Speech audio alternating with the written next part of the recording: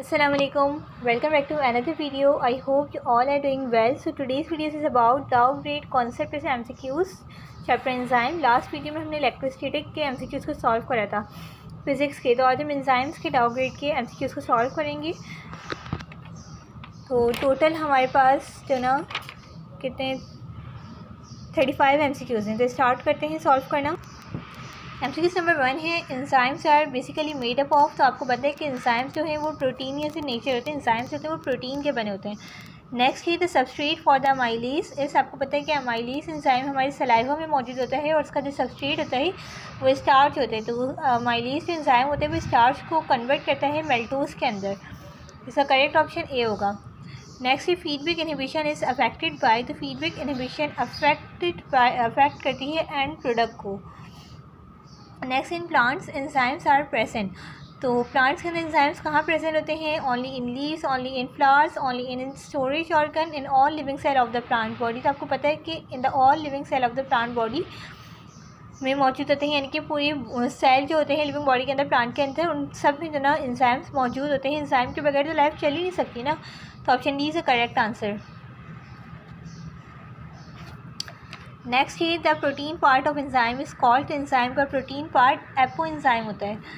Next in the cell digestive enzymes are mostly located in the digestive enzyme. आपको पता है कि lysosome वो ऑर्गेनेली ऑफ द सेल होता है जिसके अंदर डाइजेस्टिव एंजाइम मौजूद होते हैं.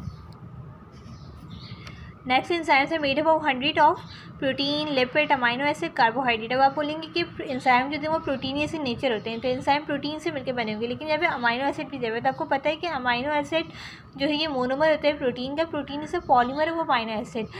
तो अगर अमाइनो एसिड का ऑप्शन नहीं दिया हुआ होगा तब आप प्रोटीन पर टिक करेंगे. लेकिन यहाँ पे आपको अमाइनो एसिड का ऑप्शन दिया हुआ है तो आप अमाइनो एसिड पर ही टिक करेंगे. तो C is the correct answer. Next ही the enzyme activity destroy bye.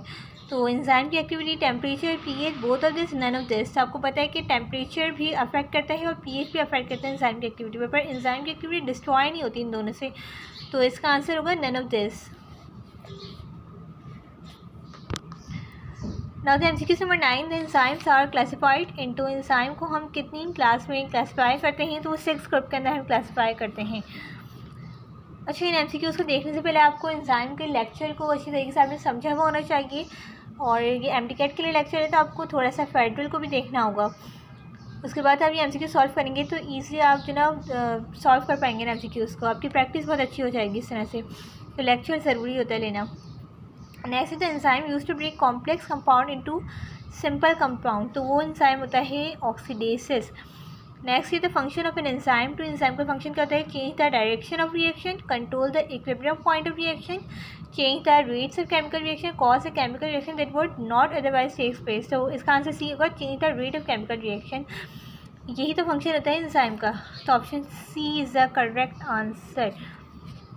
Next है which statement is about enzyme is true. तो they consist of protein with non protein part. बिल्कुल. अच्छा, नॉट ट्रू कह रहे हैं कि जो ना कौन सी स्टेटमेंट एंजाइम के मुताबिक ट्रू नहीं है. तो पहली वाली तो है बिल्कुल. और they change the rate of catalyse reaction. बिल्कुल. They are sensitive to heat. ये हीट के में सेंसिटिव होते हैं. बिल्कुल सही. They are non specific in reaction.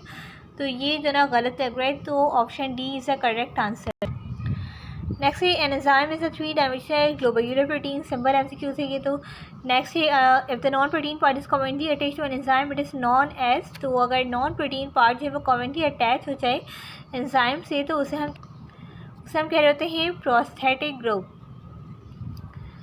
Next है एन एंजाइम विद कोएंजाइम और prosthetic group removed is designated as apo enzyme. Next हमारे पास MCQ है. MCQ number 16 the enzymes involve in cellular respiration are found in. तो वो enzyme जो cellular respiration के लिए ज़रूरी होते हैं वो माइटोकॉन्ड्रिया में मौजूद होते हैं. नेक्स्ट है अ biochemical reaction would proceed at a very slow speed making life impossible in the absence of. तो ये पूरी एंजाइम की डेफिनेशन लिखी हुई है यहाँ पे. Pepsin is a powerful protein digesting enzyme that is produce in inactive form. तो आपको पता है कि पेप्सिन जो इनएक्टिव फॉर्म में स्टमक के अंदर रिलीज होता है ना, जो एक्टिव होता है HCl के जरिए स्टमक के अंदर. तो वो पेप्सिनोजेन इसकी इनएक्टिव फॉर्म होती है जो कि बाद में HCl के जरिए एक्टिव फॉर्म पेप्सिन के अंदर चला जाता है. MCQ number 19 the substance that sometime act as a source of chemical energy helping to drive the reaction that would otherwise be difficult impossible is. तो वो को फैक्टर होते हैं। C is the correct answer. Now फिर the MCQ number 20, the enzyme involve in the synthesis of protein is integral part of, आपको पता है ribosome को हम प्रोटीन फैक्ट्री भी कह रहे होते हैं और प्रोटीन वहीं बन रहा होता है। नेक्स्ट है enzymes are sensitive to minor changes in pH, temperature, substrate concentration या ऑल ऑफ दिस। तो एंजाइम सेंसिटिव होता है माइनर चेंजेस के साथ। ऑल ऑफ दिस इसका आंसर है क्योंकि टेम्परेचर, pH, सबस्ट्रेट कंसनट्रेशन ये सब अफेक्ट कर रहे होते हैं एंजाइम में और चेंजेस जो ना इसकी वजह से आ रहे होते हैं। तो ऑल ऑफ दिस इसका आंसर होगा। Next is the chemical substrate with which an enzyme react is called is substrate, inhibitor, active site, cofactor। तो वो केमिकल सब्सटेंस जो एंजाइम के साथ रिएक्ट कर रहा होता है, तो आपको पता है कि एंजाइम के साथ सबस्ट्रेट एक्ट कर रहा होता है। तो option A is the correct answer. MCQ number 23, the optimum temperature of enzyme in human body is, बच्चे को पता है 37 डिग्री सेल्सियस पे हमारी बॉडी नॉर्मल रहती है और एंजाइम भी किसी टेम्परेचर पे वर्क कर रहे होते हैं। The induce fit model for enzyme action was forwarded by, तो ये क्वेश्चन ने दिया था, जबकि जो लॉक एंड की मॉडल था वो एमएल फिशर ने दिया था। नेक्स्ट है enzymes require which medium for its activity, तो एंजाइम को एक्वस मीडियम चाहिए होती है इसकी एक्टिविटी परफॉर्म करने के लिए। एंजाइम कंपोज होते हैं अमाइनो एसिड से, पहले भी आ चुका है MCQ। In enzymatic reaction the reactant is called, तो एंजाइमेटिक रिएक्शन के अंदर रिएक्टेंट कौन होता है, सबस्ट्रेट होता है, बाद में फिर इससे प्रोडक्ट तैयार होती है। MCQ number 28, if non protein part is loosely attach then it is called, अगर नॉन प्रोटीन पार्ट जो है वो लूजली अटैच हो तो हम इसको क्या कहते हैं, that is a coenzyme. Next who propose the lock and key model, so Emil Fisher.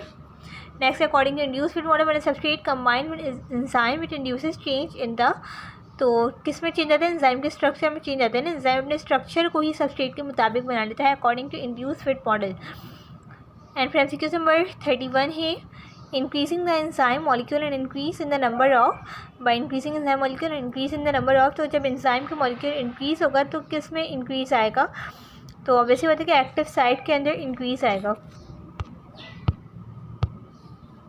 MCQ number 32, structural similarity with the substrate that may be selected by binding site is called, तो वो comparative inhibitor होता है कि जो enzyme अगर है तो enzyme के ऊपर सबस्ट्रेट की जगह पे वो आके लग जाता है वो मॉलिक्यूल जो कि बिल्कुल सिमिलर होते हैं सबस्ट्रेट के, तो उसे जो हम कंपैरेटिव इनहिबिटर कह रहे होते हैं।